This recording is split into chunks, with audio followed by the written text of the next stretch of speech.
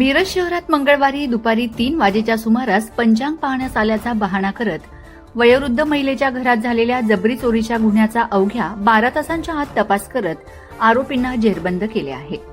तात्काळ तपासाबद्दल मिरज शहर पोलिसांचे सर्वत्र अभिनंदन होत आहे।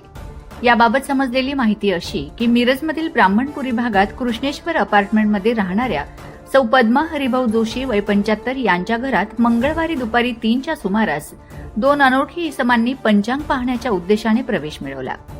घरात येताच एकाने पद्मा यांचे तोंड दाबून दुसऱ्याने त्यांच्या गळ्यातील 45 ग्रॅम वजनाचे सोन्याचे गंठण जबरदस्तीने तोडून घेऊन गेलेत।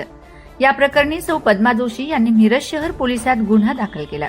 गुन्हा दाखल झाल्यावर सांगली पोलीस अधीक्षक संदीप घुगे, उपविभागीय पोलीस अधिकारी मिरज विभाग प्रणिल गिल्डा यांच्या मार्गदर्शनाखाली पोलीस निरीक्षक किरण चौगुले यांनी कारवाई करत गुन्हेगार लक्ष्मण श्रीकांत नाईक राहणार लिंगनूर तालुका मिरज जिल्हा सांगली याने हा गुन्हा आपल्या साथीदारासोबत केल्याचं निष्पन्न झालंय। पोलिसांनी या आरोपीचा शोध घेऊन त्याला व त्याचा साथीदार राहुल दगडू बनसोडे राहणार लिंगनूर या दोघांनाही ताब्यात घेतले। चौकशी केली असता त्यांनी गुन्ह्याची कबुली दिली आहे। घरात गेलते काय ते प्राथमिक माहिती आमच्याकडे जी आहे त्यानुसार सदर गुन्हेगारांनी आदल्या दिवशी सुद्धा येऊन जे जोडपं तिथे राहिला आहे ते भविष्य सांगण्याचं काम करतात। तर ते ज्योतिषी ऐकण्यासाठी आलेलो आहे अशा पद्धतीची बतावणी आदल्या दिवशी केली होती आणि रेकी केलेली होती। ही प्राथमिक माहिती आमच्याकडे सध्या आहे। दुसरा मुद्दा की यातील लक्ष्मण नाईक हा जो गुन्हेगार आहे हा रेकॉर्डवरचा आहे।